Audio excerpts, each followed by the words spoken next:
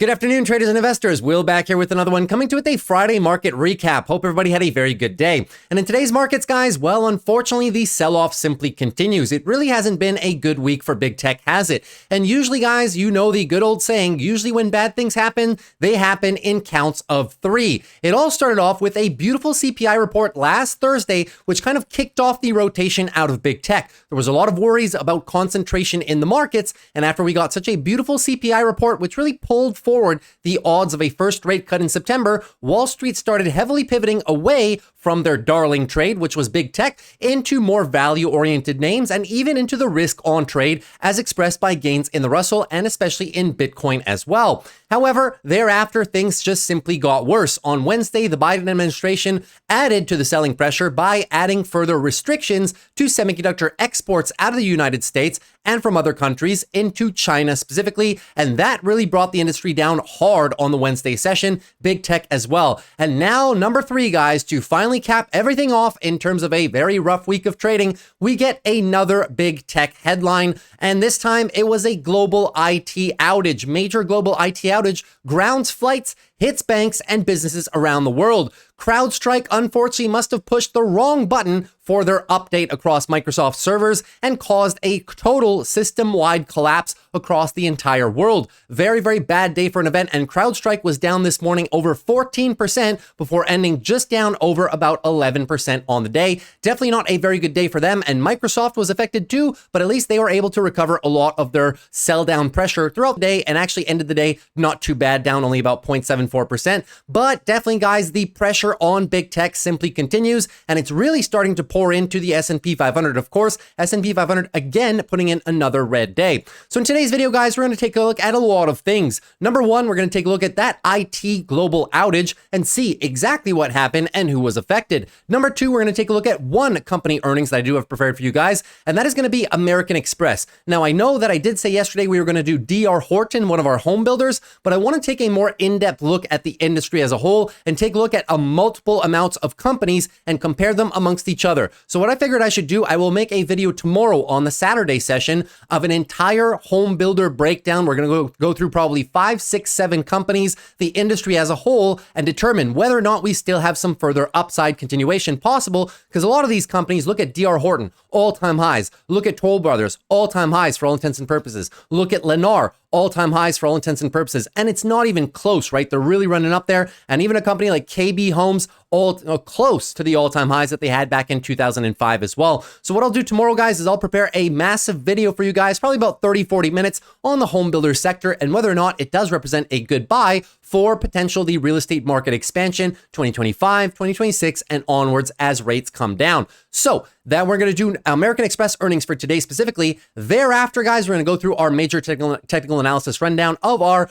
major indexes here, see how everything is doing, and then go through our big tech names, of course, and see how they are doing and whether or not there are some buy the dip opportunities in big tech right now. And then lastly, take a quick glimpse into my portfolio to see the closing trades made for today and what sort of protection did I put in place to potentially, get through potentially some of this further market correction that may last more than just this week. So without further ado, guys, lots to cover today. So let's get right into it. SPY down about 0.66%, QQQ down 0.89%. And today, guys, there wasn't really much rotation to be had. It was just a bright red day in the market. Nothing really was spared. Take a look at the heat map right here. You'll see that big tech, unfortunately, semiconductors taking another bath. They really haven't had a good week. Probably one of their worst weeks, guys, in the last 2 years of trading. Big tech as a whole, very, very mixed, but for the most part, either very flat gains or to the downside, and everything else as well, guys. A lot of our sectors that have been rotating nicely throughout the week, financials, healthcare, real estate, energy, industrials, even they were not having the best time. Healthcare etching out a little bit of a gain, but they were really the only sector to do so. Take a look at the one-day performance. Healthcare, your only level that was green, except for utilities, tiny green and utilities, and the rest of the entire market was red. On the 1 week relative, guys, where do we stand now? Very, very mixed market, but you can see a lot more red red than green, and especially in your larger weight sectors such as tech and semiconductors, they've really been weighing down the markets to the downside here. Only a few sectors in the green: real estate, financials, energy, industrials, and consumer defensives, which does show those are really the beneficiaries of the rotation out of big tech and into those names, even though today everything was pretty much to the downside. You can see that even better here. S&P 500 total components up 135 and down 366. So definitely a much more red market than green. That is definitely for sure. So before we get into more technical analysis, guys, let's take a look at what exactly happened with CrowdStrike's update today, right? So let's take a look, guys. Live updates: major global IT outage grounds flights, hits banks and businesses around the world. Take a look at this, guys. I found a very cool infographic for this. This is pretty much how much it affected flights. Flights had to be canceled nationwide. This has not happened since the pandemic. Take a look at your flight map. Early on in the morning, this is a 12-hour time lapse. And the volume of flights just dissipates to pretty much zero. And that is absolutely crazy, guys. I haven't seen that in a very long time, but everything was affected. Terminals were affected. It's more servers that were affected than home personal computers, right? Anybody who used Microsoft services, and Microsoft is partnered with CrowdStrike for cybersecurity, well, unfortunately, CrowdStrike did some sort of update overnight, and it completely destroyed all integrated systems for Microsoft server management for their corporate clients, right? So take a look at what Elon Musk had to say. We just deleted CrowdStrike from all our systems, so no rollouts at all. Tesla reported it halted some of its production lines due to the Microsoft CrowdStrike outage. Insider says very, very bad day for them, right? So we're not going to go through everything right here, but just to show you how much of everything was affected, right? Airlines, banks, shops, broadcasters as well. Now take a look down here, guys. This is the blue screen of death that everybody was simply getting today. So you saw that right there, the blue screen of death. Very, very unfortunate. And even 911 systems were impacted. That is a very, very big deal. A lot of betting websites were affected as well. Long lines from US to Mexico as delays in the border crossing protocols, right? Because they use the same cybersecurity systems as well. So just a very disastrous day as a whole, guys, for the IT infrastructure. CrowdStrike did post a message on their website that they were working with Microsoft and other vendors to kind of repair the issue. So far, systems do appear to have been reestablished, but just goes to show something, guys, that was highlighted in an article. I think I might have closed the article, but we can find it really quickly again here. So here we go, right down here.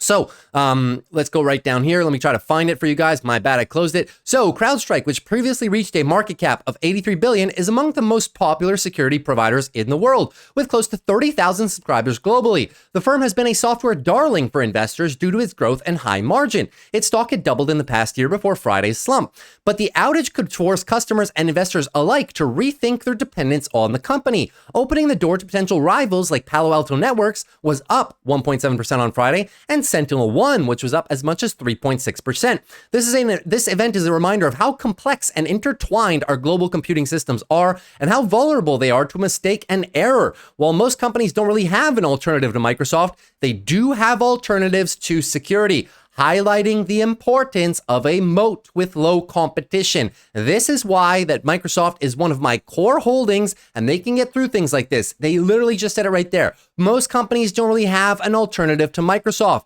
but you do definitely have an alternative to CrowdStrike, right? Highlighting once again the importance of the moat. Don't want to repeat myself too much, but that is all about long-term portfolio selection here, guys, right? All about that. I'm not opposed to starting a position in CrowdStrike. They're having a very nice dip right now, and they will be able to recover from this event. However, long-term, guys, I still feel that Microsoft is a far better company than any cybersecurity play out there specifically. And due to the increase in competition in the space, it's very tough, guys. There's about over 25 different cybersecurity firms in the world. Choosing which one is right for an investment is very, very, very difficult unless you have insider knowledge in the space, or unless you're a software engineer that understands these things very, very in depth as to what the competitive advantages are between SentinelOne, Palo Alto Networks, CrowdStrike, Fortinet, Cloudflare, right? All tons of different ones, which is why the only investment that I have in cybersecurity right now is through this ETF right here, WCBR. They have about 26 companies in their holdings. They do not have any Microsoft, no Apple, no Amazon, nothing like that. It is a pure play on the cybersecurity industry, which is why this is the only holding that I have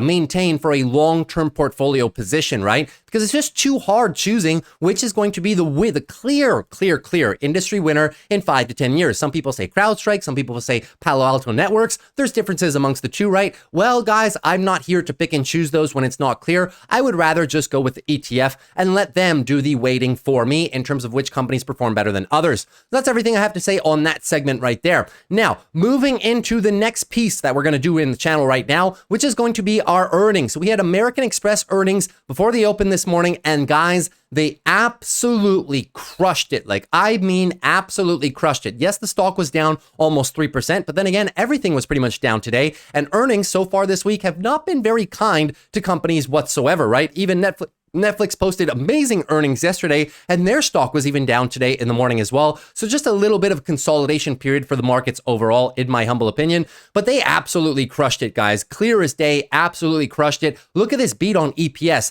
27% beat on EPS. Now, yes, about 66 cents of this beat is pretty much from them selling off one of their lines of businesses. Well, actually, they sold off a company that they had prior acquired. So now they sold it back. So they get a nice little bump on EPS right here, but still, and revenue coming in slightly below the expectations. But take a look at these earnings, guys. They were fantastic. Amex lifts 2024 profit forecasts on robust spending by affluent customers. And this is one of my investment theses for American Express, which is why I do love playing this company, guys.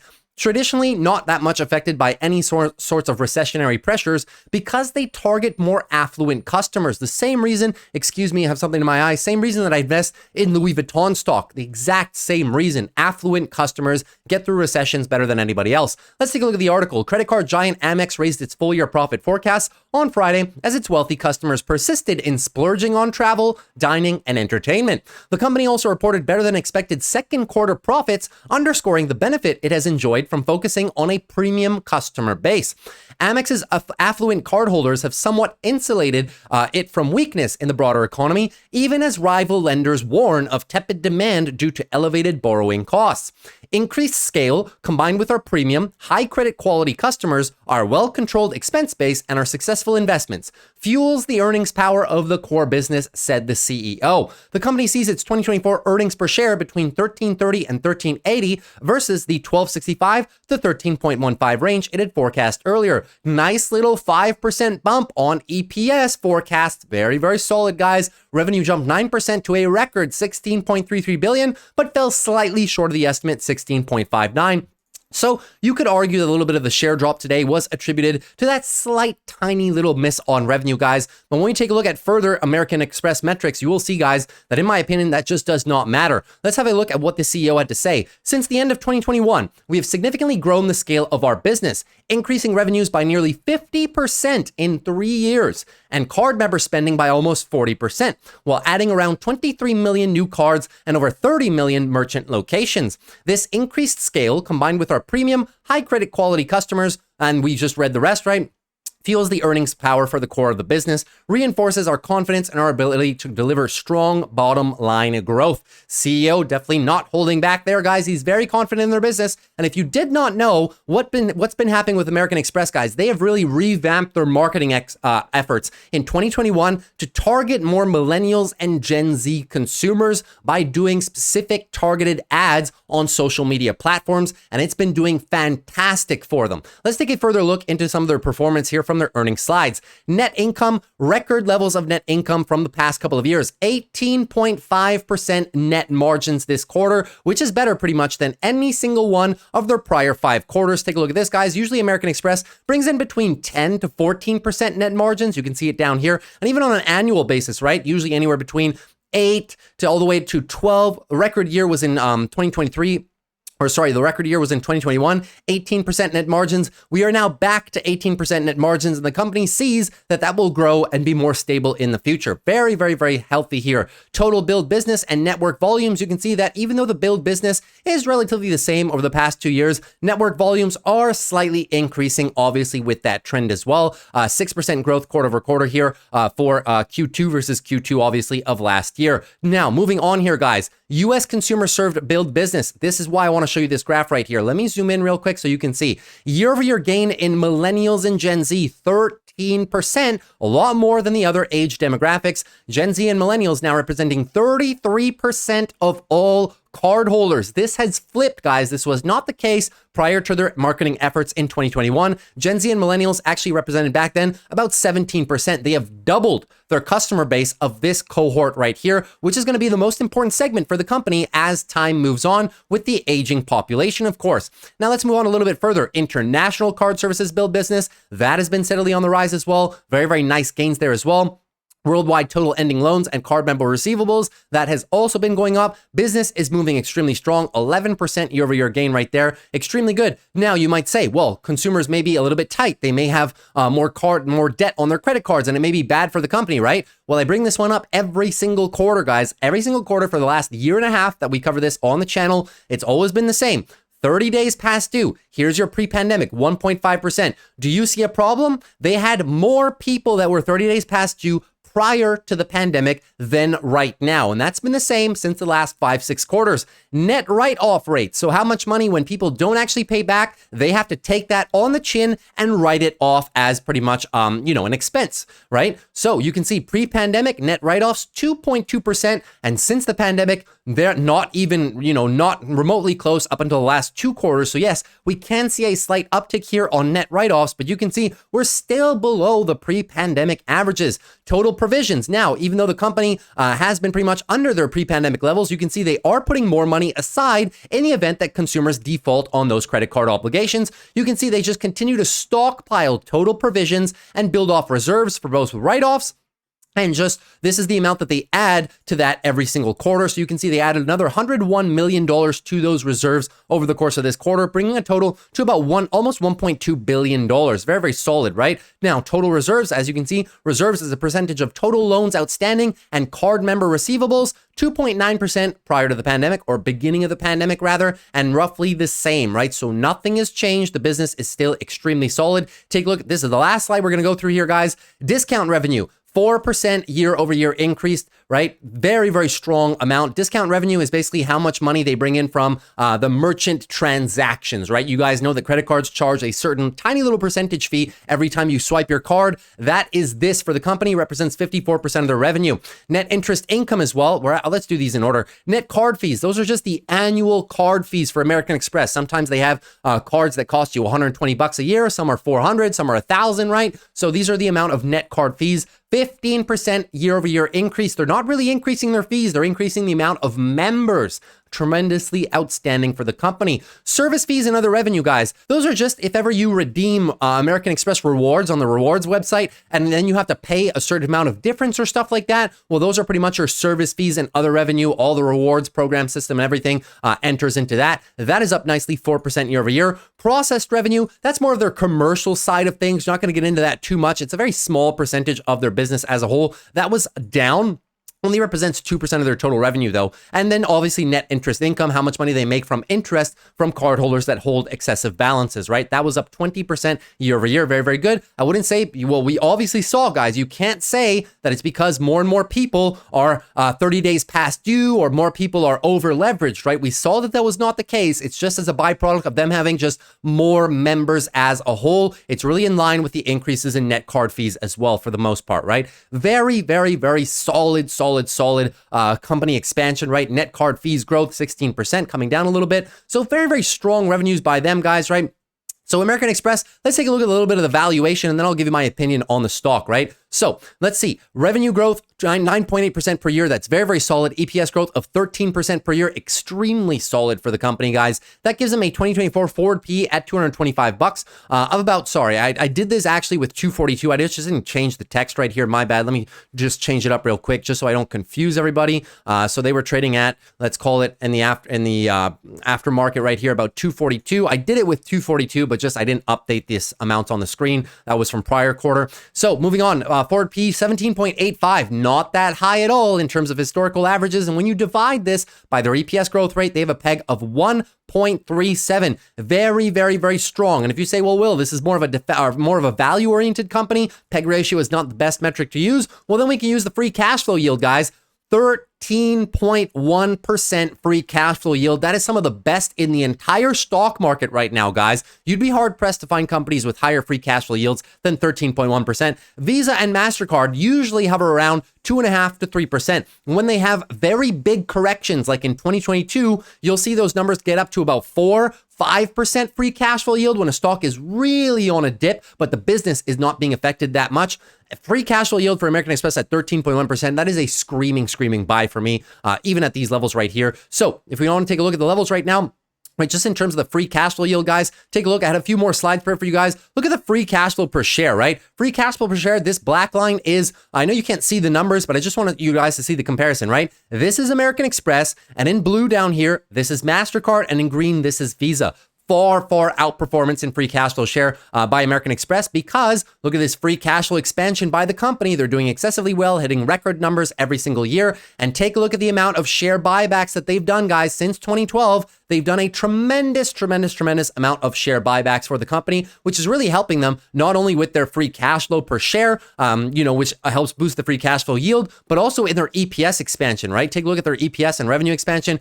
Gorgeous EPS expansion, gorgeous revenue expansion, net margin expansion as well. As we saw, everything is going right for the company. Tremendous efforts by the CEO at revamping the brand. Have to commend him on that. Guys, right now, very simply, right? Daily uptrend, a little bit of a sell-off after earnings. Now, if this one gets caught up in the general overall sell-off in the markets, if for any which reason we can find this one back in the 230 down to about 220 level, that is where I really start thinking of averaging into some shares on American Express. I think that this company really has a lot more upside into it in the next coming years, but maybe for now it's run up a lot. We have to admit, guys, it has run up a lot in the last 9 months of trading. So now if we get a little bit of monthly consolidation on the stock, think back to about 220 all the way down to 200. Even if we get there, guys, tremendous buying opportunity, not only for a swing trade, but also for a long-term position portfolio add, in my humble opinion. So that's everything for American Express stock. Hopefully you guys enjoyed that one. Now let's get into the juicy stuff. So the sell-off on the indexes simply continues at this point, guys. And that's what we were looking into, right? We were daily overbought conditions on the SPY for a while, delving into weekly overbought conditions around the 80 level. And we were saying a pullback is imminent, right? We're used to these pullbacks. We get them every now and then in the context of bull markets, right? Last fall, in April, and now again, guys. But pretty much no real negative news whatsoever, right? In terms of macroeconomic uncertainty or anything like that. Really, the macro news is just fine. This one is really just a technical correction based upon the rotation out of big tech, comments by the Biden administration, which really brought down semiconductors a lot, and just the overall market coming into a little bit of technical correction right now. So definitely a buying opportunity on the horizon, in my opinion, in the next 1 to 2 weeks of trading. So keep in mind, guys, SPY losing the daily uptrend. Bears are now in full short-term control. As soon as we get a bounce, guys, this is a fairly deep pullback. So as soon as we get a bounce, we're coming up on the support zone right now, 548 down to about 543. If the bulls can put in a bounce, we may just be looking for a lower high into maybe a revisited lows or lower lows. In the event we get daily downtrend follow through into further weekly consolidation, because 1 week is not a lot of consolidation, guys. We may just get 2 or 3, and it will be the perfect time to do it in terms of seasonality leading into August. And then usually, later on in the month of September, we tend to get that pre-election volatility, and then that can result in a rally later on. So if we get further consolidation here, guys, I would really not be surprised, but we have to be prepared. So on the weekly, the bulls are still very much in control. This pullback is very tiny in relation to our higher low. On the weekly, anything above 520, going to be looking for a higher low on the SPY, potentially for further trending continuation. So if we get through this support zone, guys, I would just be looking at your moving averages as the next area of defense for the bulls. But so far, the bulls are looking good. But however, as I said, I would not be surprised if this consolidation lasts for more than just 1 week. Now, that's maybe only big tech that's going to consolidate more than most. We may just continue to have the bottom half of the market rotating to the upside. So hopefully the SPY drop is not as accentuated maybe as the next one here that we're going to look at on QQQ, right? So QQQ, clear daily downtrend in motion right now, not even close to daily oversold levels. 4 hour, slightly trending to oversold, but not oversold yet, which is why I say, guys, we could have further and further sell pressure come into these markets, but this is when we're supposed to be buying, right? I'll remind you, The whole time that we're doing something like this, people keep complaining, right? I can't buy it here. I can't buy it here. I'm waiting for a pullback. And then when we get a nice pullback, like the one back in April, everybody is scared of buying because people think that it's just going to keep dropping. So people love continuously buying in the green because you feel safe. But whenever you, and then you say, yeah, but I can't buy too much because it's not that much out of a discount. But then when we do get a discount, when we do get discounts, nobody's there to buy because people keep thinking that it's going to fall off a cliff, guys. I'm just here to tell you, look at this monthly uptrend, right? Beautiful monthly uptrend. Who is in control right here? I can tell you, it's definitely not the bears. You guys want to look at a longer chart? Look at the 6-month chart. 6-month gorgeous uptrend, right? These markets are not going anywhere, guys. We're in full bull market expansion mode right now. Interest rates are going to come down. GDP activity is going to pick up next year. And 2025 and 2026 should be very beautiful years. So any short-term volatility that we have right now coming into the first rate cut cycle, a little bit of unemployment fears, a little bit of GDP slowdown fears, guys, I'm telling you, they're blown out of proportion right now. Everything is doing just fine. If I saw any major red flags, you guys know me, I would be honest with you on the channel. The last time I saw major red flags was last fall when inflation really had more of a violent uptick than the one that we saw as a result of 3 increased inflation reports, January, February, and March, which gave us a little bit of a sell down in April. This one was a lot more worrisome than this one. Right now, we have absolutely nothing to be worried about, guys, in my humble opinion. So QQQ, daily downtrend, clear as day. As soon as we get a bounce, how do you know we're going to get a bounce, guys? You guys should know this one. Hourly uptrend resumption, right? Beautiful. Thank you very much for the answer, guys. So as soon as we get that hourly uptrend resumption, then you know that your daily bounce is underway. When we get that bounce, measure the size of the bounce in relation to our most recent lower high, which is right here. I think you'll be looking for a 618 retracement or better to give the bulls the best chance at putting a stop to the pain and recapturing the daily uptrend. If we get a very weak bounce before losing the hourly again, then you'll probably know that the bear follow through is more likely. Continuation of the downtrend is likely, and maybe just due for a little bit more weekly consolidation, which could bring us down into these levels right here, 461 down to about 446. Weekly higher low is right there as well. And that would be a decent little correction, guys. That would be QQQ down from the all-time highs pretty much by about, let's have a look, anywhere between 7 to about 10%. That's always been a good buying opportunity in the bull market, guys. Take a look at this one, 7%. Beautiful buying opportunity. Last fall, 9-10%, beautiful buying opportunity. Let's go back to another bull market, 2020, 2021, right? 9-10% correction, great buying opportunity. Another one right here, 8-9, great buying opportunity. And you can go back in time here, guys, and see it as much as you want. I remember the correction, the big correction we had in 2018 because of an interest rate fight between Donald Trump and Jerome Powell. I remember the pandemic as well. And I definitely remember the actual asset recession that happened in 2022, guys. Now, it is nothing like that at all. Just a little bit of a healthy consolidation, in my opinion. So we're going to continuously look for that weekly higher low. And obviously, your long-term bulls are in full control. Now, moving into XLF financials. XLF just continuing its little cool down after blasting through the all-time highs in the last 1 week of trading. Healthy consolidation, in my opinion. Beautiful daily uptrend right now. Bears are pulling back. And where are we pulling back into, guys? Prior all-time highs, right? So keep an eye for the potential retest of this area. And then we will see, can the bulls continue the uptrend, or will we might just get a little bit of sideways consolidation above the all-time highs? Either one of those scenarios could be a very good opportunity, guys, to continuously buy the dip on financials. And I will repeat myself for the 5,000th time over the last month, guys. Visa and MasterCard, Visa and MasterCard, Visa and MasterCard, Visa and MasterCard. I cannot say it enough, guys. We have to be picking up beautiful companies like this when they're down off of 3-month consolidation periods. The only reason that they're down significantly, guys, well, number one, just a little bit of technical correction. And then we've been plagued with regulatory headlines. They've been facing a lawsuit, the same lawsuit that they've been facing since 2005. It is not new news at all. Their business model will not be affected, guys, at all. Gorgeous companies to be investing in. And one of the reasons that financials have not been able to run more than they should have, right? The banks have been doing amazing, but we're missing a crucial piece of the puzzle here. Look at the weights. The weights are important. Visa and MasterCard need to get to the upside, but so far looking like a gorgeous opportunity to pick up some Visa and MasterCard, if I do have to say so myself. How do you know if it's a nice long-term buying opportunity, guys? How do you know that you should include a company in your long-term portfolio? I'm not talking about swing trades here. Adding a company to your long-term portfolio. Very, very simple.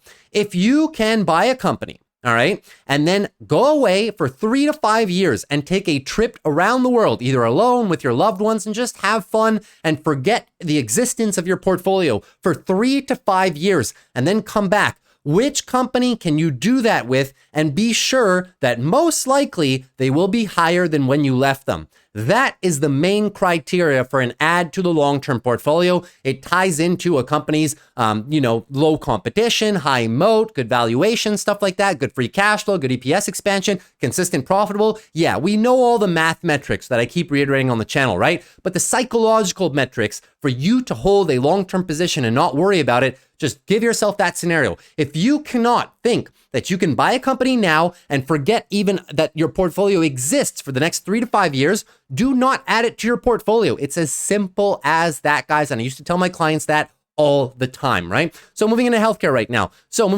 Guys, continued correction by healthcare right now.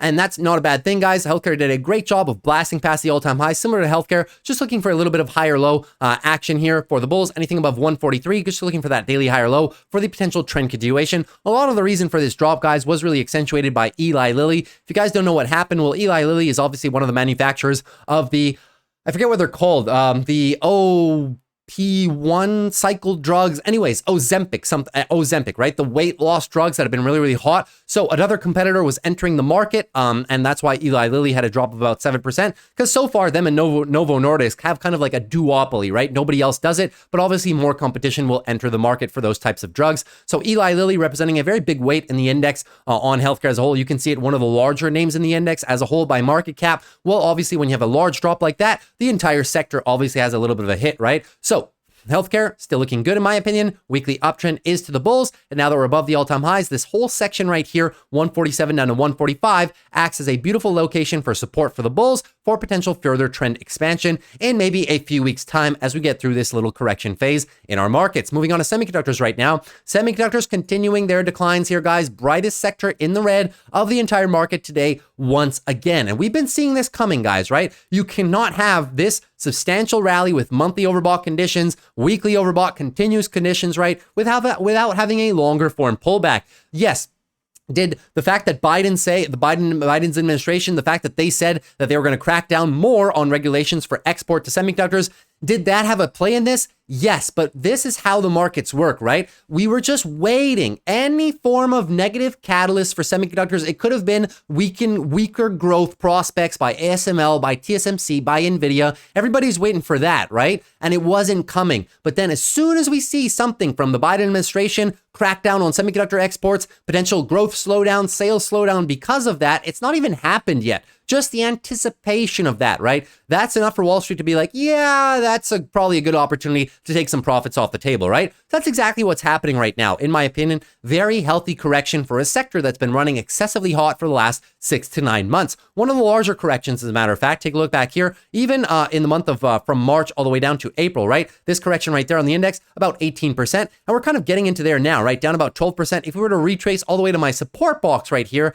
that would be your 16 to about 20% correction, similar to the one that we had last fall. Top to bottom was about exactly the same thing. So we're pretty much more than halfway there already, guys, right? That is a very big level on the monthly time frame. That's the one that's important. Gorgeous monthly uptrend, looking for the monthly higher low for continuous trend expansion. ASML and TSMC, they told us 2024, still a little bit of a transition year, but demand is extremely high and 2025 should be an excessively booming year for them. So daily downtrend currently underway, no daily oversold conditions, 4-hour oversold conditions, getting there, but could have a little bit more downside, 1 hour teetering between oversold and not. So as soon as we get a little bit of a bounce here, guys, in my opinion, the bounce is not going to be able for a V-shaped total recovery, guys, probably off the table right there. But let's say we do reverse this on Monday, going to be looking for a lower high, and then it's up to the bulls to prove to us that they can make this back into a daily uptrend. If not, lower high, lower low is going to be in motion, and we will just continue this weekly downtrend as well in motion right now. Well, not truly a weekly downtrend so far. A weekly downtrend would need this lower high, lower low, just a little bit of a weekly consolidation phase in the markets right now, leading into monthly consolidation as well. Once again, the area that I'm targeting, 235 down to about 220. A lot of different semiconductor names will be in more manageable conditions right there. Take a look, ASML pulling back very, very nicely. My target, guys, 850 and better. I'm buying this one, no problem at all. We can go through AMD, NVIDIA, stuff like that as well. But I just want to show you guys just one example of stocks that have been significantly selling down. Traditionally, very, very solid companies, even TSMC, right? Give me more of a pullback on TSMC, maybe back below in the 150s, something like that. That would be top to bottom, 17, 18, 19%. We covered their earnings yesterday. Fantastic. Similar corrections back here. Similar corrections last summer as well. So if you give me a 17 to 20% correction in TSMC, I am definitely taking it, right? So now let's move on, guys, from semiconductors. Let's look into the IWM Russell. So IWM Russell, well, what was one of the darling trades of the early part of the week? Consolidating a little bit. That was normal, very overbought conditions on the daily RSI.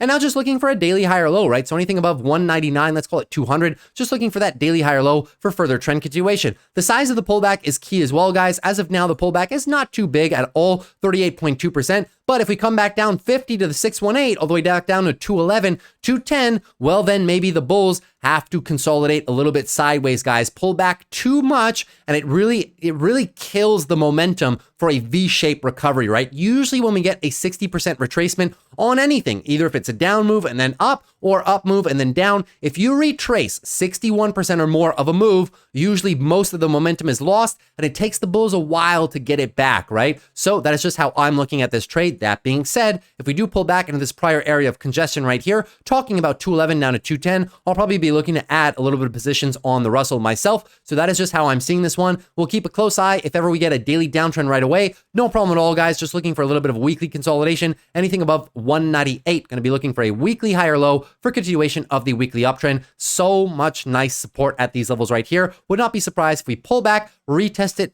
screw around there for a little bit, and then run later on in the year, especially after the rate cuts are closer and closer, right? Moving on to the Dow Jones. So Dow Jones also consolidating very, very heavily today, but that's okay. Dow Jones have a lot of space. Now, daily uptrend is clear as day right now, looking for that daily higher low, anything pretty much above 39,100, looking for that daily higher low for continuation of the daily uptrend. Now, keep an eye on the size of the pullback as well, because it matters. Same rules as IWM, as we just said, 50% retracement as well. If we come down a bit lower to 40,000, just a little bit more, guys, it's going to be tough for the bulls to do a straight V shape. Maybe they will have to sideways consolidate for a little bit, build some momentum, and then give us another leg higher. That is just how I'm seeing it. One thing's for sure though, guys, anything pretty much at this level, that 40,000 level, extremely strong level of support, would not be surprised if the bulls are able to hold that. Moving on to the weekly also looking pretty good right now, right? Weekly trend expansion, just looking for a weekly higher low, anything above 38,000, gonna be looking for that weekly higher low for continuation of the trend. So the pocket is really right here. 40,000 down to these guys right here, 39,400. I do not think the bears are going to be able to get through that one too easily at all. Now, let's move into something that we didn't cover much this week because of all the tech disasters that were happening, and that is Bitcoin, guys. Bitcoin really outperforming everything today. They were up about 4.26%, almost 5% at one point. Daily uptrend, nice. Now clearly above all of your moving averages as well, recapturing a lot of momentum too on the daily, so looking good for the continuation of the daily uptrend. Resistance is set right now still at your prior all-time highs around that $71,500 mark, looking very good. On the weekly downtrend was in motion. Now let's take a look at the size of this move on the weekly here, guys. And you can see over 618, almost 80% retracement. So the bears momentum is now killed. It gives the bulls the best chance, if we top out here, to reset this into a weekly uptrend and attack those all-time highs. That's if they don't do it in one single motion, right? The risk on trade is definitely back here, guys. Bitcoin is going to probably lead this rally into the second half of the year. And with the comments of Donald Trump and yesterday's Republican National Convention, and prior to that as well in a press conference, they are very, very bullish on crypto as a whole. And that is definitely helping the narrative. As I said, guys, whenever I bring up Trump or Biden, I never bring them up in a political way. To be quite honest with you guys, I'm very, very neutral. I will never make political commentary on the channel. Whether or not I'm leaning one direction or another, it does not matter. We are in the business of trading narratives. That is the only thing that matters. If the market thinks that Trump is going to win, then the market will start bidding up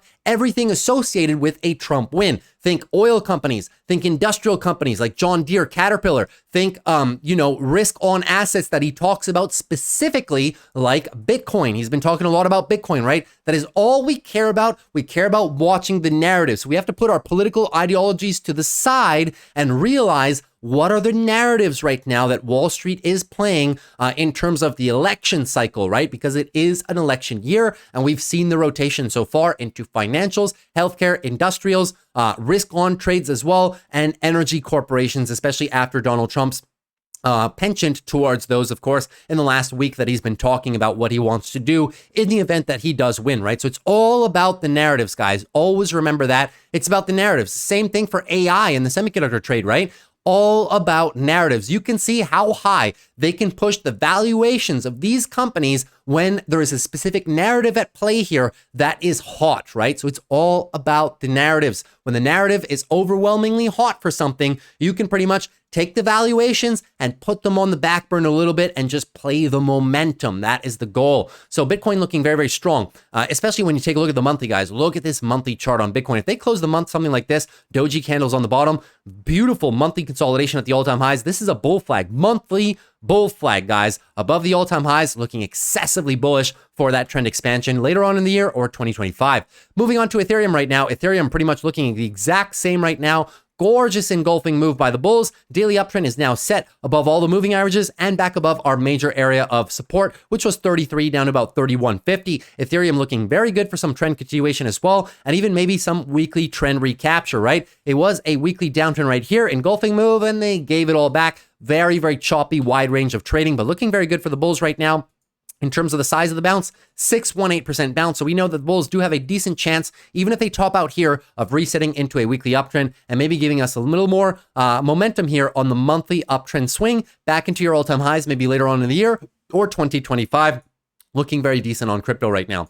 Moving into our big tech names, shall we? So looking at big tech right now, Apple up about 0.06%. Very nice green day on a red candle, right? But Apple continuation to the downside is likely, in my opinion, guys. Gorgeous daily uptrend right now, and now they've lost the daily uptrend. So what we're expecting probably is going to be maybe a lower high and then lower low for the bears, continuing into a daily downtrend formation right now, because this is a fairly large move. Hourly is still maybe flat right now, so watch the break of these lows, get continuation, and your daily downtrend or daily setup for the daily downtrend simply continues, and that may take us into a bit more weekly consolidation. First line of defense for Apple is right here, 218, and the weekly higher lows are right here, 206. So as of now, Apple hasn't taken back too much of the move, only about, let's call it about 40%. So the bulls do have a decent amount of space here, maybe to set up for the weekly higher low and maybe move on to a furtherance of the weekly uptrend. It's going to rely on pretty much a very good earnings report from them at the end of the month, coming in about 2 weeks' time. Apple, I'll say it again, right? I really want to play it more in the 210 and better area. It's a little bit too rich for me right now with a PEG ratio of about 3.08, a little bit too rich indeed. Moving on to AMD right now. So AMD unfortunately flushing below the lows, breaking all of our support, and definitely AMD has not had a great week at all, right? The same, and people like blaming the algorithms, but the same algorithms that did this, well, there's the same ones that did this, right? So unfortunately, AMD just not being able to rally too much as of lately. Very unfortunate for the company, but their long-term prospects, guys, 2024 and 2025 are going to be great years for AMD. Fundamentals of this business are about to absolutely explode here, guys. Take a look at this EPS. They're literally about to explode. Take a look at this revenue, literally about to explode because of the data centers that they've been building out for the past 12 months at this point, right? All the analyst targets, most of them, as a matter of fact, are in the high or mid 200s, right? So looking very good for that expansion. We just got to be patient with this one and continuously play these dips. So loss of the entire daily uptrend is clear as day right now. And when we get a bounce, guys, the size of this move is very, very, very wide, right? So to get a bounce for the bulls to get back in somewhat of a control, we would need at least a bounce to about 167 up to about 171. If we can get that done in one clean daily motion higher, the bulls have a great chance of setting up for the daily uptrend shift. However, if we continue in semiconductor weakness for the next couple of weeks, don't expect AMD to do anything different. They do have earnings coming up Tuesday, the 30th of July. So maybe that's going to be a bullish catalyst for them and maybe allow us to regain some of these support levels that we've just recently lost, right? So it's all going to be dependent on their earnings. As of now, if we do continue this trend, unfortunately, the area above us right now, the 162 to 156 is now going to be resistant. So we could see a scenario lower high into maybe lower low, right into earnings. And that would be bringing us down into lower 146 to 132, which is my very juicy buying opportunity zone, guys. The valuation down there, especially in relation to their future growth, is extremely good. I will be picking up a decent amount of AMD if we drop any lower, and I'll continuously play it, guys. Even though we are being down right now, even though semiconductors are correcting, I will keep playing this one with short puts in the lower $140 range the entire time we stay down there. I may even be picking up some call options for the midpoint in 2025, talking about leaps. AMD looking strong despite its sell-off in terms of long-term prospects. Moving on to Amazon right now. Amazon also not having a very good week at all, right? Down 0.34%. So Amazon, unfortunately, right now, daily downtrend underway, not daily oversold conditions just yet, and just an overall very, very bearish consolidation week, right? Take a look at Amazon right now. Amazon, as I've been saying, down about 10%. Has it ever been a bad opportunity of buying Amazon at bull market when it's down 10%? You guys tell me, right? This correction right here, 7%, nice. Right? This one right here back last fall went all the way to 16 and was a juicy buying opportunity. So this could be a great opportunity to start buying Amazon. They have earnings Thursday, 1st of April. I will be definitely, well, I already have, you guys know me, I'm already in Amazon. I have my positions. If we drop down even more, I'll be adding even more. That's just how it works, right? So moving into Amazon, daily downtrend clear as day right now. No clear hourly trend recapture, unfortunately, by the bulls. We'll keep a close eye on that on the Monday session. If we do get a daily bounce, guys, such a large move to the downside, most likely we will get lower high and then a retest of the lows or lower lows. Though above us resistance, unfortunately now, guys, this huge level that we were counting on, 190, will now be resistance for the bulls and may just give the bears an opportunity to retest these levels. If ever we drop any lower, guys, we'll keep an eye on your daily oversold conditions for a juicy swing trade, right? Or just keep an eye on this area right here. 177 down to about 170 is going to be the really sweet spot to buy Amazon. 200 daily moving averages there as well. On the weekly, well, the weekly is still looking somewhat okay. Weekly uptrend is still, well, it's been a weekly uptrend this entire time, but as of now, the most recent legs still looking okay. Weekly higher lows right here, 174.13. And even if we were to challenge and lose this, guys, I don't think it's a big deal. It'll probably just be a technical correction, but look at the monthly, right? Monthly, gorgeous monthly uptrend right now. Just looking for a potential monthly higher low for furtherance of the monthly uptrend. So that's why I say this location, prior all-time highs, guys, going to be a great level of support for the bulls. That's why I'll be buying in there, which is why I'm not paying too much attention to your shorter term time frames. Moving into Google right now, give me a quick second. Oops. All right. So let's get into it, guys. So Google looking not too bad on the day, even though they were up about 0.09%. Daily downtrend is still underway by Google. And now we're below our prior area. We were using as support 179.72. So look out below here, guys, right? No clear recapture of the hourly uptrend just yet. We would need to see that on Monday. If ever we continue into sell down pressure, right? 4 hour, yes, a little bit oversold, but not too much. Hourly, not that much oversold anymore because of a little bounce today. And the daily, not close to being oversold either. So we can still move to the downside here, guys. Earnings next Tuesday, however, so very difficult to derive any short-term price action on Google. The expected move on Google is about 7%. 7% up would put us at the all-time highs, and 7% below would put us in a very decent buying opportunity, guys. I've been talking about this one for a while, even though we ran out from it. If we get back down to the prior earnings cycle, think 165 down to 161, screaming buy opportunity for Google, in my opinion.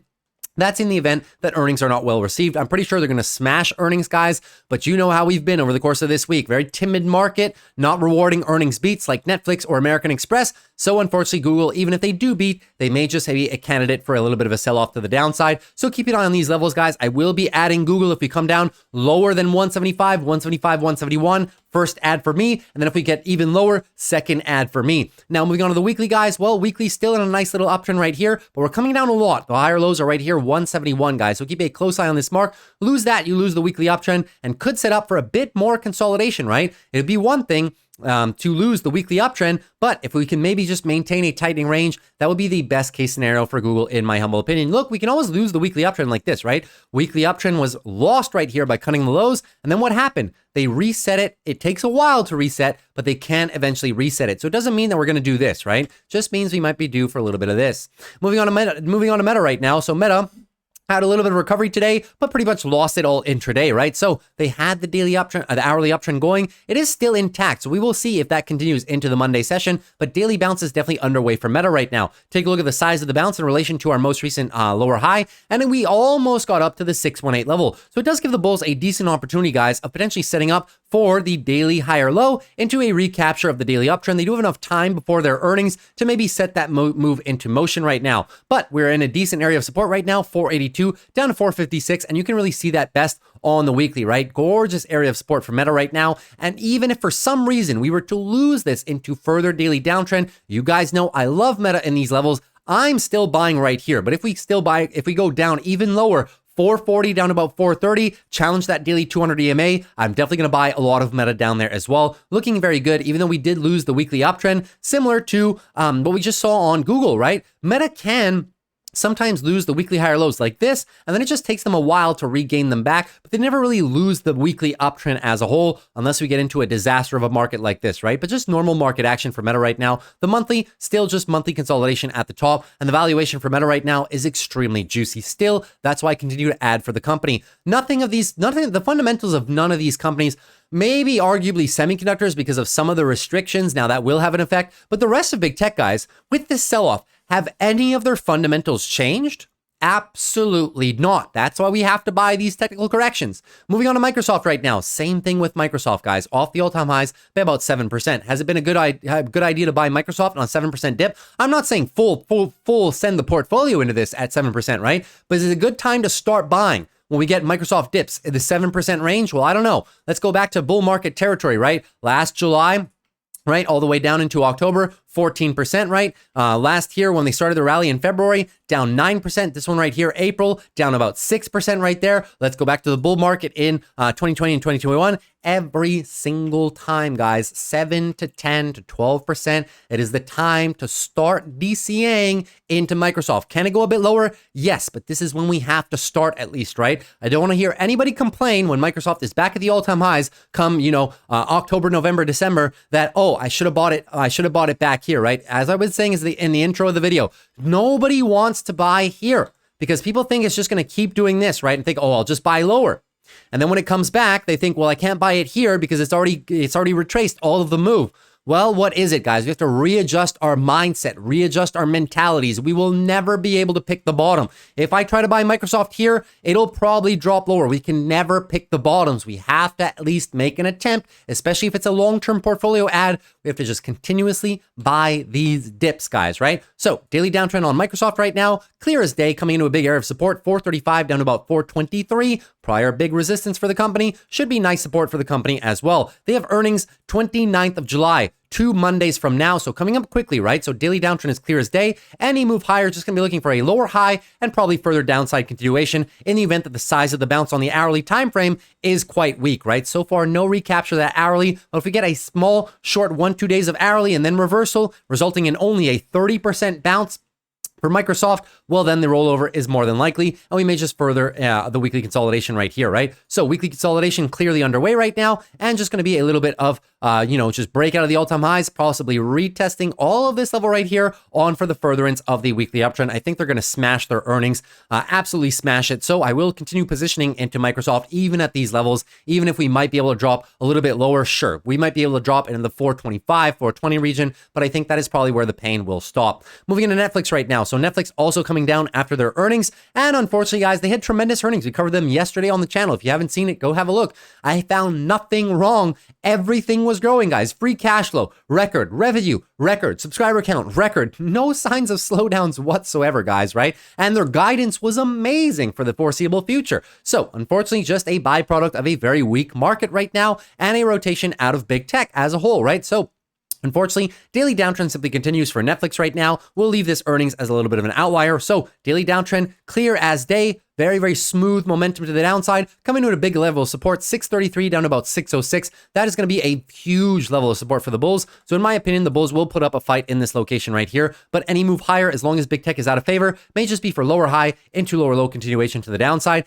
and just further weekly consolidation. Now we are coming up on a big level, 630. Lose 630, you lose the weekly uptrend, but we are not setting the weekly downtrend. That would be lower high into lower low on the weekly. Look, same thing happened back here on Netflix, right? Gorgeous weekly uptrend. What happened? Lost the lows after earnings, and then it took them a while to get it back, but eventually they did reset the weekly uptrend. So not saying we necessarily have to go into full sell-off mode, but maybe just a little bit more correction, guys. You know Netflix as well, in the context of a bull market when the company's doing well, growing all metrics, any 9 to 12% correction on Netflix. Look at them, right? 12% there, great buying opportunity. This one, well, this one substantially lower, right? As of last fall. So 25% to the downside last fall on Netflix. However, right, this is a great location to start some buying. Can we come down if the whole market for some reason falls apart, goes all the way down in the mid 500s, gives us a 20% correction on Netflix, then by all means, we'll just add more shares there if it's a good long-term company for you. But I see no reason that we cannot start making some swing trade attempts in this big support level right there. That's just my opinion on Netflix. Now moving on to NVIDIA. All right, so moving on to NVIDIA, guys. Once again, sell down on NVIDIA, 2.61% to the downside. Daily downtrend simply continues right now as a whole, so we'll keep an eye on yesterday's low, 116.37. 50-day EMA is right there. If we lose this, guys, daily downtrend and your whole support zone will be lost for further continuation to the downside, which will most likely bring us into the 110 and maybe even the $100 level, right? That's 96, I know, but you guys can see 196. That is the next major area of support. So as of now, weekly is closed as a weekly downtrend. First weekly downtrend on NVIDIA since pretty much last fall. So it has to be notable to us. What does weekly downtrend mean? Well, same thing. Whenever I tell you guys daily downtrend is underway, what do? We look at the weekly consolidation, but now one time frame higher.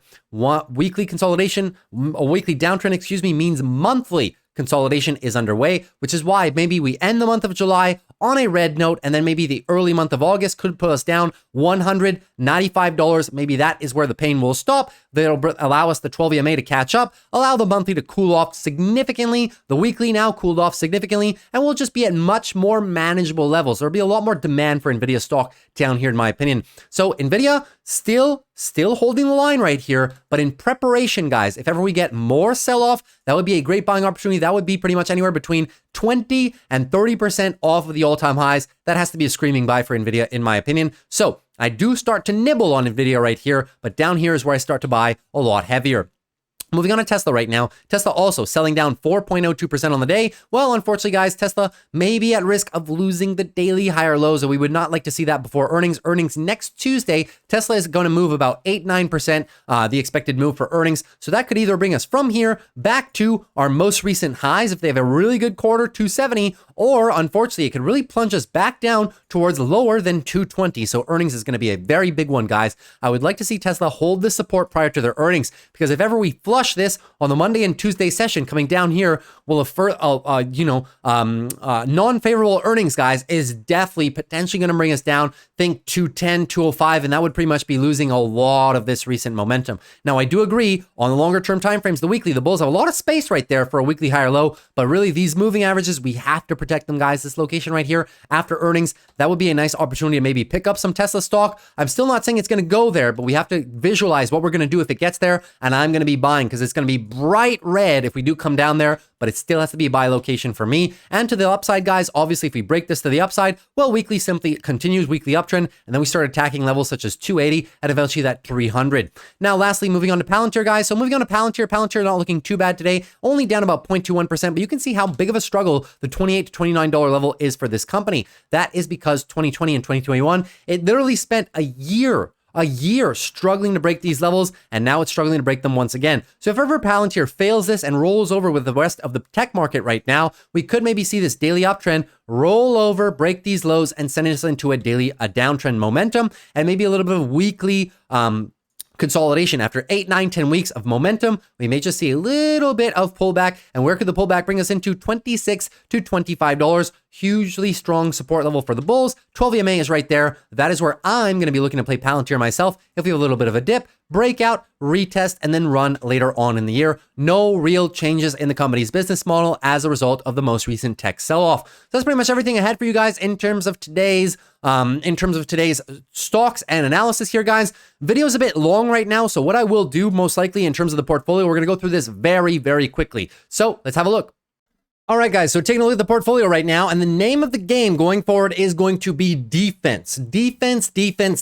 We are no longer playing offense, guys. We got to be very protective and manage our risk right now. Think of it as if the first half of this year, guys, let's say any sport, like let's say soccer, for example, right? We had a 2-0 lead leading into halftime, and now the other team coming out of halftime has just scored a goal, right? So yes, we are still playing for offense, in a very tactical manner, right? However, the most is going to be protecting our lead for the year. So in relation, guys, we did get probably assigned a few positions over the course of this year, so over the course of this week. So I will show you what happened. So AMD 155s, we're getting assigned AMD at 155. We got 64 cents in credit. What did I do for next week? Already, guys, wrote covered calls in the money. This is a defensive strategy. It kind of acts as a long put, right? I got $5.12 credit. That means that AMD can drop to 150 and I will collect $5. It brings my average cost down. Obviously, if AMD rallies, well then, I won't be able to benefit from the upside rally. However, you need to understand total collected premium on this contract on AMD right now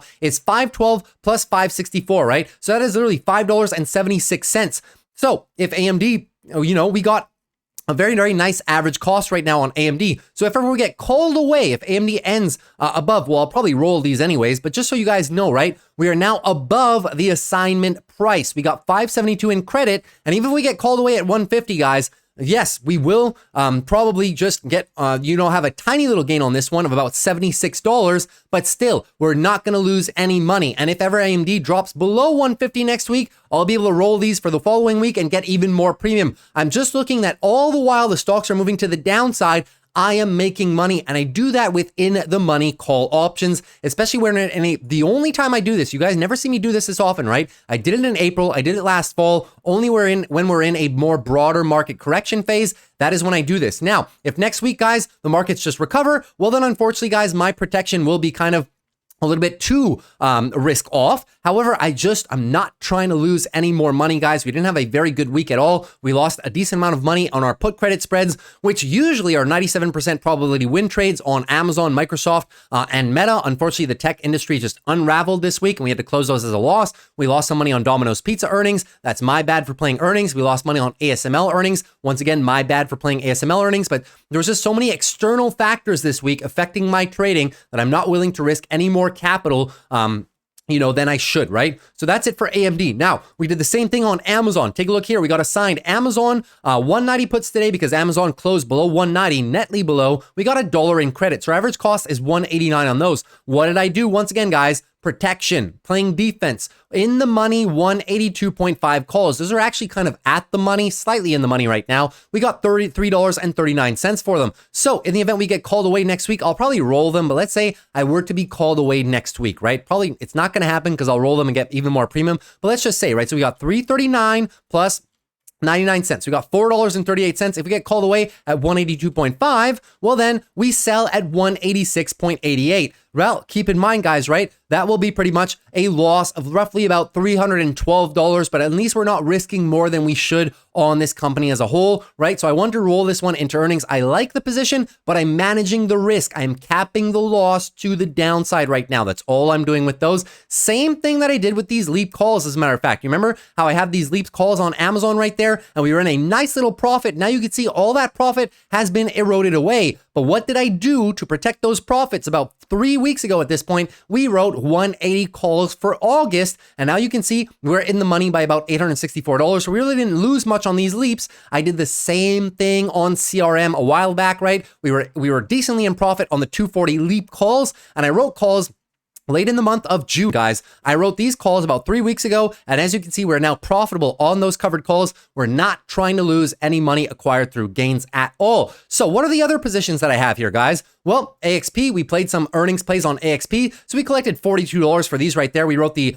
bull put credit spreads, 230s versus the 227.5s. Happy to say that those expired completely worthless, so we are the happy recipients of $43. Not a big trade, guys, but once again, it's not about the size of the trade. It's about the ROI per day, right? So $14 divided by 250 exposure, that's 5.6% in one single day. Very nice ROI per day, right? Now, in terms of something else, we do have a Bitcoin call option right here, obviously, right, on BITX, the 2x leverage product for Bitcoin. We are up nicely on that one. Now, moving down further, we have some CLH 46 puts for next week. CLH has been getting absolutely destroyed, but I like this level 46. Market cap right now is only $11 $2.5 billion, guys. That is not too much. And all of your analyst forecasts, guys, are clearly above the current share price. A little bit of a cyclical nature for the company right now, but I do think it's going to be outperforming, which is why I want to be assigned some shares at 46. I will ride the heck out of those. I'll promise you guys, I'm not going to be writing covered calls at the strike right here. I will wait patiently on my $4,600 worth of shares, and we're going to try to make a couple $1,000 on this one. Now, moving on here, guys. The rest of everything here, guys, obviously we still have the Chipotle shares. Chipotle, we wrote covered calls. For this week, we collected 70 cents. So our average now on Chipotle is about 57.18, let's call it. And then for next week, in the money again, because they have earnings next week. So I play this very, very, very casually. In the money covered calls, $50 calls, lower than the current share price of Chipotle right now. Chipotle has been on a heck of a dip, 53.54, right? So I'm insulating myself. We got $4.39 in credit. So altogether, our average cost right now is pretty much 57.88 minus 0.70 minus 4.39. Can I get it right? 4.39, 52.79. So if we end above 50 by next week, I will only be at a loss of $279. I'll probably roll them and get some premium until we're profitable, but I'm just looking to collect premium, guys. If Chipotle has a significant decline, at least I've collected $400 and it reduces my average cost even more so that when we do get a bounce, it's quicker for me to be in profit. Now, moving on here, guys, some of the on-theme value rotation plays. We took some dear bull put credit spreads for December, 400 versus 410. Not that far away, guys. 400 versus 410 is just here, right? So I'm not expecting that much, guys. Just a move from John Deere of about 8% to the upside by December is what I'm banking on right there. So that is pretty much the moral of the story for that trade. We paid $400 for them. Usually I look to pay $200 per $500 in exposure. So we paid $400 for $1,000 in exposure. The ratio remains the same. Total profit potential on this one is anywhere between $800 to about $900. We can never really close it for the full 1,000 right there. So expected profit is probably about a 2x on these. I only got one contract in the event that I want to DCA into this position. Now we did that. We also still have the MasterCard bull put credit spreads. We've had those for like a month at this point. We have the same visas down there. Meta as well. As you can see, we still have the McDonald's call, not touching that. They have earnings next week. We'll see how it goes, but these are for October. Lots of time left on those. I like that McDonald's trade. McDonald's, once again, if you didn't see the reason I took that trade, just looking for a little bit of monthly, monthly push by the bulls right here. I know consumer discretionary food is out of favor right now, but I truly believe in McDonald's business model, and I don't believe they're going anywhere. Now, moving on, guys, we still have those Meta. These ones I wrote pretty much at the end of June, right? So we'll ride them through. This is their earnings week. We'll see what happens to those. So far, we are in a little bit of a loss right now, about a 2x loss from the time we bought, because Meta is significantly under these, but I'm confident in the company's ability to have a potential recovery. If not, we'll just have to take the loss on these, no problem at all. We have the October bull call bull call debit spreads right here for the bull call debit spreads, right? Same thing on John Deere. I'm sorry if I said credit, but those were debit spreads, of course. Now, same thing. So for these debit spreads, guys, same concept, right? $10 width of the spread, and we are gauging for the month of October, probably after a lot of this big tech disaster is beyond us. Same concept, right? $392, we're going to target about $800. So we're stand to make about a 2x on our money on those. Great way to play call options, a bit cheaper, right? Netflix, we did one single earnings play on Netflix. We went with the bear call credit spread. So pretty much a call credit spread way above Netflix's expected move. So we got $48 for those. Once again, guys, you may think it's not a lot of money, but just divide 48 by your exposure 500. You can see 9.6% in one single day. I will take that. A little tiny win right there. Other than that, NVIDIA, we got a sign on NVIDIA as well, closing below the 119. Same thing, guys. Protection in the money calls, 114s for 589. So take a look at this, guys. We collected 55 cents, so 119 minus 0.55 minus $589 of credit. For next week, guys, we got $112.56 average cost. So if NVIDIA ends above 114 next week, well, at least we sell at 114, right? The difference of which is only $150, but at least it saves me in the event that NVIDIA continues drawing down next week, lower and lower and lower before we get any semblance of a bounce. I will continue to do these in the money covered calls because I like this position. We're just going to try to farm as much premium as possible. And then when we start recovering, that's when we start making some juicy profits. On theme trades again, Occidental Petroleum, right? Oxy, same reason, guys, looking for the eventual monthly trend breakout. The narrative, energy stocks, Trump potential victory, and just the value rotation trade as a whole, looking for monthly trend expansion. But this stock is not NVIDIA. This is a 2-year range right now, looking for the break to the upside. My strikes are right up here, guys, 67.50 all the way to 70, the top of this candle. I'm not asking too much. I'm not asking for the all-time highs, right? Just a little bit of momentum here by December. Right? So not that far away, got some decent premium. These are $2.50 strikes, 3 contracts, 85 cents, right? So our maximum potential profit is all the way up to $250 from $85. But we'll probably close these ones when they get close to maybe $175, $200. So looking for just above a 2x, 3 contracts on those. Once again, I purposely assigned myself on some Oxys. So Oxy was looking good yesterday for the continuation of the breakout. So after yesterday's retracement, we were all the way up here, as a matter of fact, in the 64s. And unfortunately, I got kind of ruined here at the end of the day of trading, right? The end of the day in trading really came down a lot more. I wrote them when we were all the way up here at around the midpoint in the afternoon. We were right above, and I said, you know what? Let me just assign myself some Oxy in the event that we just continue this rally into next week rather than just doing the breakout retest like we're doing right now. So I purposely assigned myself some Occidental Pete shares. I will hold these guys, $64 puts, and just in the event next week is a broader market correction. Once again, we went with some at-the-money calls right away for this strike, 43 cents as a whole, over 0.5%. So not too bad. We got into this trade for under 0.5%, and we're in for the covered calls for over 0.5%. I will probably roll these guys in the event Occidental Pete has maybe a little bit of a sideways week next week, which maybe we're expecting. I'm not expecting a massive sell-off. So in the event we have a sideways week, that's fine. I'll keep these calls. And in the event we maybe just run away with it, I would be highly surprised if we just run away with it. But if we do, I'll try my best to roll, or maybe I'll just, depending on the price action, might have to close these at a loss and just keep these and just ride them higher and higher, right? So I just want to have positioning in those. TQQQ, we made a little bit of a trade attempt yesterday afternoon for today, gauging on the recovery story, 2 times $81, guys. So we lost $160 on those as well. That's why I hate playing these so much, guys, but I do it anyways because sometimes they can be juicy when I have a little bit more buying power, a little bit more risk tolerance like we do right now. Try to play these to the upside.